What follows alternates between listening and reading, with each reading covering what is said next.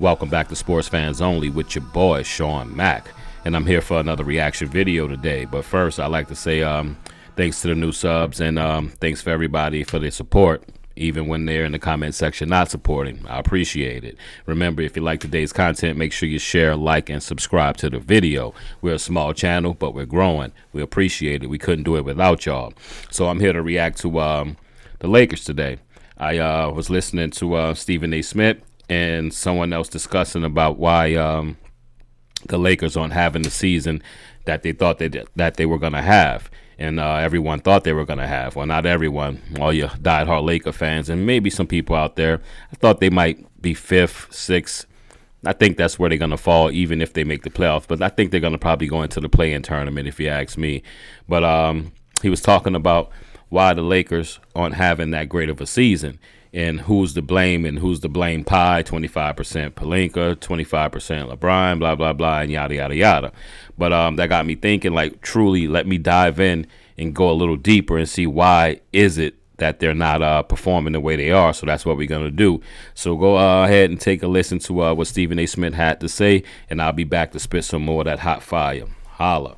Better talent, he'd do better. The issue with that is one could say the same thing about Frank Vogel. One could say the same thing certainly about Darin Ham. Darin Ham, as he articulated just a couple of weeks ago, came near his first year. He got him to the Western Conference Finals. After that, despite a bevy of injuries and other issues, they won the in-season tournament. They got to play in, went through the play-in, got to the playoffs, and the only reason they got bounced out in 5 games and went home was because they were playing against the reigning NBA champions at the time, the Denver Nuggets, who had swept them in the Western Conference Finals the year before and took them out in 5 this go round. So when you're looking at Darin Ham and the job that he did, you could easily ask, why is he gone? Now, J.J. Redick, what he has to own up to, and I don't fault him for this at all. This is all on LeBron James. This part that I'm about to mention is all on LeBron James. How the hell are you going to have a podcast about basketball and the nuances and the expertise and the intricacies of basketball with J.J. Redick, who you knew was aspiring to be a head coach, and you knew you wanted your coach Darin Ham out? How you going to do that and think that ain't going to look cool? Yeah, come on now. I mean, LeBron James, that's the classic case of spitting in somebody's face and saying it's raining. It's the classic case of somebody passing gas religiously, farting in your damn face and calling it perfume. That's what LeBron James did. Let's stop that. But that's not J.J. Redick's fault. J.J. Redick was an aspiring coach. Now, we all heard what Stephen A. had to say there. Most of it I agree with. Some of it I don't. I like to break down things my way. I like my thinking, as all people probably do, right? But what is it? What is it? Why aren't the Lakers having a great season or a decent season? Why aren't they one of the top teams in the West or one of the top teams in the NBA? Let's take a deep dive. I'm going to talk about some things that people are saying why they aren't that good this year. So let's see. We have coaching. Okay, J.J. Redick, new year, first head coach, first time head coach, first time coaching in anything. You have LeBron, 40 years old, but he's still good. He's still one of the top 5 to 10 players in the NBA on any given night, right? Then you got the roster. It's a weird roster. It was made in a weird way.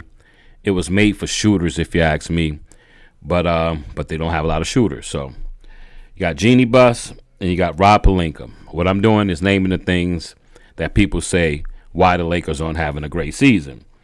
And my special one at the bottom that I put was I don't hear a lot of this one, but not enough 3-point shooting. I don't know. We'll see. So let's break it down. Let's go one by one and see my opinion on these things. So you got coaching. As I said, J.J. Redick never coached in the league before, never coached anywhere before. So when you break that down, they was thinking he was going to be the next Pat Riley. That was kind of a joke, but Sometimes you dig under the ground and you find gold. Sometimes you dig under the ground and you find dog shit, right? So JJ Redick, first time head coach. To me, he sees the court as if he have a lot of great players. He's calling good plays. He like a lot of pin downs, and he likes to run off the break, which is more of a Mike Krzyzewski type thing, right? If you know, then you know. That's a Mike Krzyzewski type thing. That's what he played for Duke. That's what he played for Duke for, and to me, that's what he's trying to coach. But he's trying to coach it with men in the NBA that have seen that stuff a million times. So I have to give JJ Redick, and plus his pompish attitude, probably thinking everything that I do is just always going to be right because I'm JJ Redick. I went to Duke, blah, blah, blah, blah, blah. Right? LeBron is 40 now. I don't think he just can do what he used to do. I've seen LeBron James. As I said, I'm a fan of basketball. I do have Jordan over LeBron, but I got to give credit where it's due. You have to, okay? LeBron, 40 years old. I've seen him in the past will teams with his play and with his heart, right? I see him kick it in the gear. He can do it here and there. He can do it maybe for a half or maybe spots in a quarter, but he can't do it for an entire game to where his play is going to determine if his team win or not. He's just not that good no more. And let's just be real. Father Time is undefeated. He's 40. LeBron can't do what he used to do. The roster. Now, the roster, I have to break down and say, Jeannie Buss and Pelinka get most of the blame for the roster, but they also have to get blamed with letting LeBron choose his rosters and his coaches. You had Darin Ham, and then you had Vogel, who won a championship, and then they fired him. And by all accounts, that was done by LeBron's recommendation. So, but as a player, I can go and say what I want to the front office, right? I can do and say what I want to them. It's on them to make the decisions on doing what I asked them to do. And I think that's where Pelinka and Jeannie Buss have most of the blame there. So them two together is like 75% to me, why this roster is the way that it's currently constructed. And then the other 25% would be LeBron for suggesting things that maybe wasn't in the best interest for winning with the team. It was in the best interest of what LeBron wanted. And number 1, 2, 3, 4. So number 5. And this is my probably number 1. Out of all the things I said, number 1 is probably this. Not enough 3-point shooting. That roster isn't constructed for a 2025-2024 season, the way that they play ball now. That roster is more constructed for maybe a team maybe 10 years ago. You got AD on the block. Remember, AD don't want to play center He never did. He grew into his body kind of late. He was a guard, so he preferred to be on the block as a power forward. But you got AD on the block, and then you have LeBron on the wing, and then you have pin downs coming across with Dalton Connect and Austin Reeves. Those two are very great players. Those two are very great shooters in certain situations, but you can't count on them for an entirety of a game. They can't carry that type of weight. So to me, you would need to get another big man who can shoot, put him at center, then let AD play comfortable where he wants to be, which is on the block at power forward, so he can come with the weak side help on defense, because he's not a good one-on-one defender. He don't like to bang with the centers. So that roster just isn't good enough, even if JJ Redick ran the best plays known to mankind in basketball. To me, he wouldn't be able to accomplish what he wanted to accomplish because of that roster.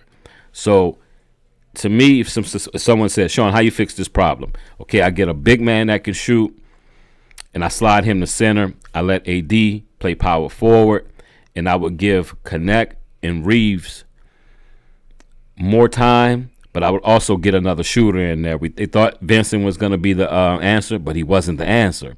He just wasn't the answer. So you have to reconstruct that roster to where LeBron don't have to carry them. They was talking about getting Jimmy Butler. I think that would be a good idea. It's not more three-point shooting on what I was talking about, but you get the ball out of LeBron's hands and you can let that work ratio go towards more what Butler can do. He'll have that ball in certain situations, and it doesn't always have to fall on LeBron and AD shoulders. So I think I've explained what I had to explain. I think anyone that listened to that could possibly get a little info out of that on why the Lakers aren't having the season that they thought and what other people thought they were going to have. So on that note, I've been Sean Mack, and this is Sports Fans Only. Remember, if you like today's content, make sure you share, like, and subscribe to the channel. Holla.